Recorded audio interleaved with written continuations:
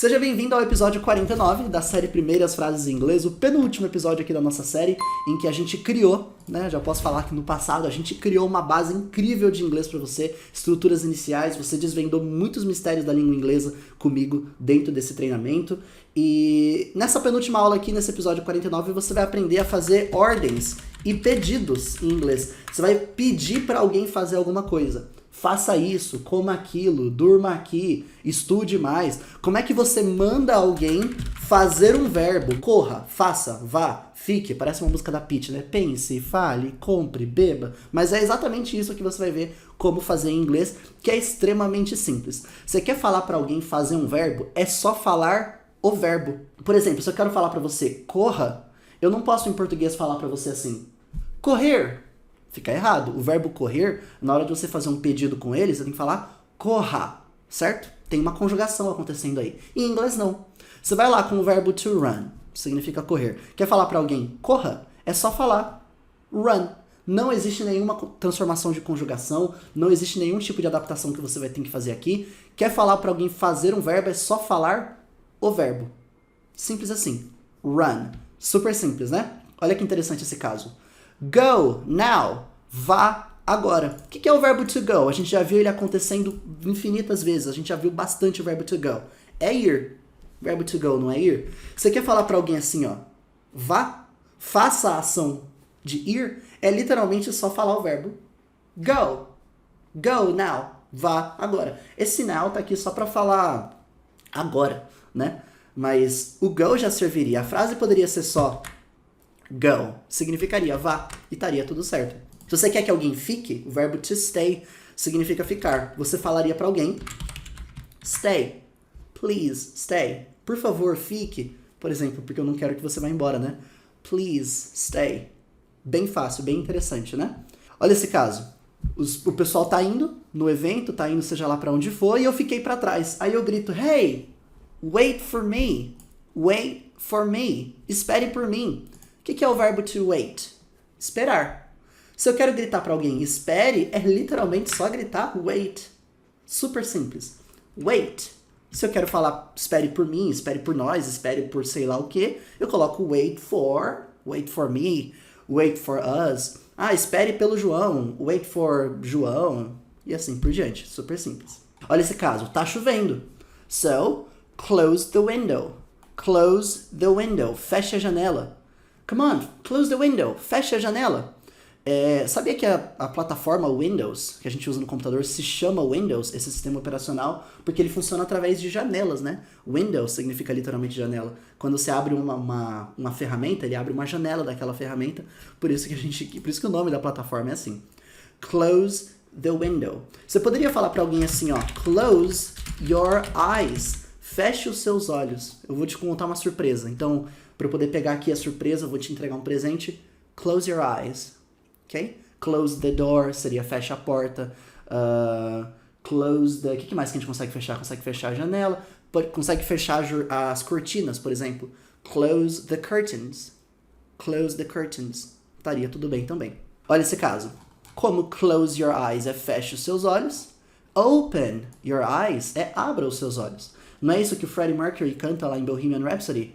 Open your eyes, look up to the skies and see. Open your eyes. Abra seus olhos. Close your eyes, open your eyes. Então, como o verbo to open significa abrir, para você pedir para alguém abrir é só falar open. Open the door, open your eyes, open the window, open the car, open the gate, abra o portão e assim por diante. Esse caso é bem interessante.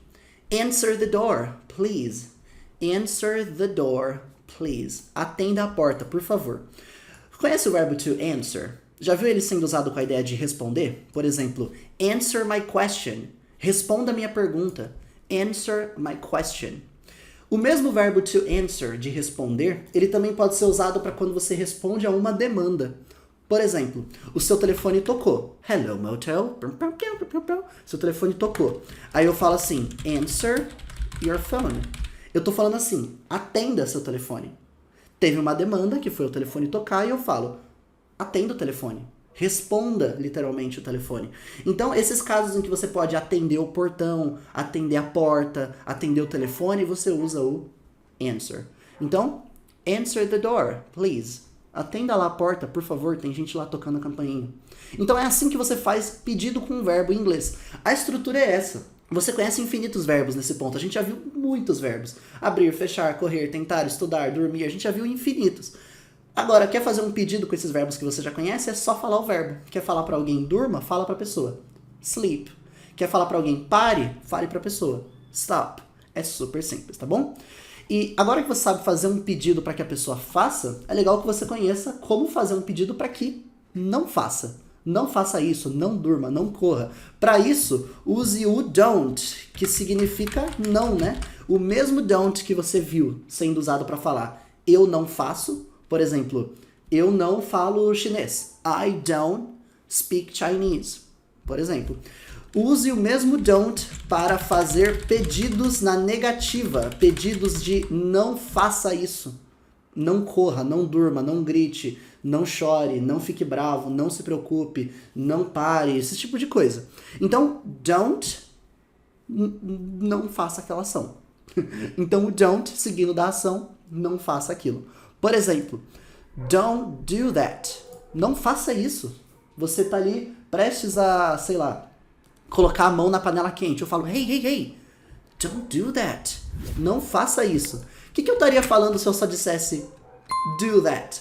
Eu tô falando pra você, faça isso, né? Do that. Mas não, don't do that. Não faça isso. É esse don't que vai colocar o seu pedido na negativa. Vinícius, mas como é que eu vou diferenciar se esse don't tá falando pra pessoa não fazer?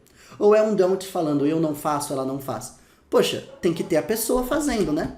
You don't do that. Seria a frase, você não faz isso. You don't do that. Você não faz isso. I don't do that. Eu não faço isso. Nossa, tem uns doguinhos muito nervosos latindo aqui fora. Se tem a pessoa fazendo, você sabe que é I don't do that. Eu não faço isso. Agora, se é só don't do that, não tem pessoa ali no começo, você entende que é o pedido para que não faça. Ok? Olha que interessante. Don't worry. Já viu essa música, esse reggae? Don't worry. Be happy. Inclusive é a próxima frase, né? Ele fala, don't worry, be happy. Quando ele usa o verbo to worry significa se preocupar. I worry about you. Eu me preocupo com você. Quando eu falo pra você don't worry, eu tô pedindo pra você não faça o verbo worry. Não se preocupe. Inclusive be happy, né? Seja feliz. O verbo to be não é ser. To be significa ser. Foi a primeira coisa que a gente aprendeu nessa série. Se eu falo pra você seja ou esteja, eu vou falar be. Be there, por exemplo. Esteja lá. Be there at 7. Esteja lá às 7. O verbo to be não é estar. Se você quer mandar que alguém esteja, você vai falar be. Be strong, seja forte. Esteja aqui, be here. É só usar literalmente be, tá bom?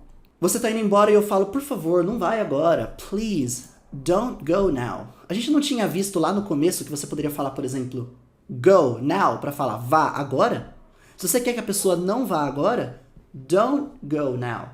Não vá agora. Super simples. Percebe? Esse don't, ele vem sim do do not, né? Ele é a contração de do not. Mas você quer falar para a pessoa não faça, é literalmente don't do. Pode parecer que fica estranho ter um don't aqui e ter o do de novo aqui. Mas em inglês tá certo. Não é porque é do. É que se fosse qualquer verbo aqui, o padrão é don't e o verbo. Don't go, don't stay. Igual você tá vendo aqui, ó.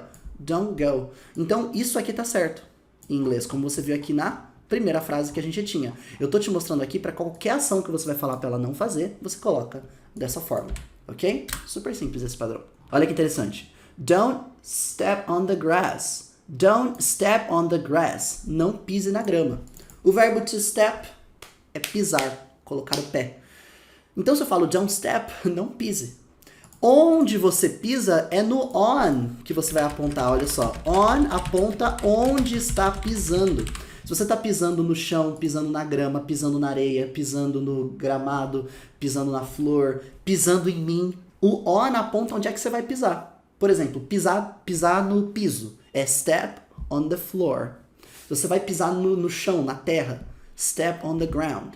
Se você vai pisar em mim, step on me, saca? Não pise nos insetos, don't step on the insects. O on aponta algo que está em cima de uma superfície. Então, quando a gente está falando de posição, né? On faz isso. Então, para você falar onde se pisa, por isso que a gente usa o on, porque você está em cima daquela superfície. E como grass significa grama, don't step on the grass, não pise na grama. Olha esse caso. Do not smoke. Do not smoke. O don't, ele é uma contração de fala, para deixar mais rápido, é uma contração de do not. Então você pode fazer pedidos para que alguém não faça usando do not, e vai estar correto. Eu posso falar para você assim, não fume, dizendo don't smoke, e vai estar certo, porque o verbo to smoke é fumar. Se eu falo don't smoke, não fume. O do not smoke, ele passa uma ideia mais formal, porque como o don't é uma contração disso aqui, de do not, usar o do not deixa a forma mais, deixa a escrita mais longa, mais formal, menos informal, menos língua falada, né? Então você vai ver isso aqui em contextos mais formais. Você pode ver isso aqui em placas, você pode ver isso aqui como, por exemplo, um aviso no avião, você pode ver o piloto falando isso, né? Do not smoke on the plane, não fume no avião. Coisas que são mais formais, tipo avisos e placas, você geralmente vai ver com do not. Essa própria frase, né? Você poderia ver uma placa escrito do not step on the grass e estaria correto. É um uso clássico de do not também, quando você quer fazer um pedido para a pessoa não fazer, só que você quer ser mais enfático. Mas você não me faça isso. Sabe quando você está meio bravo, você está sendo incisivo? Você pode usar essa forma do not. Do not scream, por exemplo, não grite. Do not shut the door, não feche a porta. Do not também consegue fazer esse pedido enfático. Imagina que tem um sinal na porta da placa do hotel. Na placa, assim, uma plaquinha que você colocou na porta do hotel, do seu quarto, falando assim, não perturbe. Please, do not disturb. O verbo to disturb significa incomodar, perturbar alguém. Pode ser interromper também, né? Você tá me perturbando, tá me interrompendo, tá me incomodando. Se eu coloco esse aviso na porta do quarto, eu tô falando assim, não perturbe, não incomode. Do not disturb. De novo, é uma forma de você deixar mais formal esse do not. Geralmente você vai ver em placas e avisos em inglês. Então é assim que se faz um pedido ou uma ordem em inglês, só colocar o verbo lá e pronto, você fala para fazer. Ou usa don't para falar, não faça aquilo. É importante você saber isso porque existem outros nãos em inglês, né? Existe o not, existe o isn't, que é a junção lá do is not, existe o nor, existe o no, existe o doesn't, existe o don't, que a gente está vendo aqui. Então, existem algumas formas de se negar em inglês, dependendo do tipo de não. Qual que é o não que a gente usa para poder falar para não fazer? Don't. E pronto. A gente não vai falar assim, not disturb. A gente não vai falar no disturb. A gente não vai falar nor disturb. Não vai falar doesn't disturb. A gente vai falar don't disturb. Esse é o não usado para pedir para não fazer. Por isso que eu gosto de enfatizar, ok? Pode deixar aqui nos comentários se ficou qualquer dúvida. Esse foi o episódio 49. Eu te vejo agora no episódio 50, que olha que beleza, vai ser o último da nossa série de aulas Primeiras Frases em Inglês, em que a gente vai conhecer sobre phrasal verbs. Você vai finalizar a sua caminhada, a sua jornada aqui do Primeiras Frases, conhecendo sobre uma estrutura bem massa do inglês, que são os phrasal verbs. Vou te explicar sobre o comportamento deles, como que eles funcionam, para que você, depois desse primeiro contato, esteja completamente pronto para continuar encontrando phrasal verbs nos seus estudos de inglês. Mas, de qualquer forma, se você é novo por aqui, caiu de paraquedas, já clica no botão de se inscrever para você não perder as próximas coisas que estão saindo aqui. E, principalmente, clica no gostei se você aprendeu coisas novas. Deixa aqui nos comentários se ficou qualquer dúvida que a gente vai respondendo. E eu te vejo no episódio 50 do Primeiras Frases.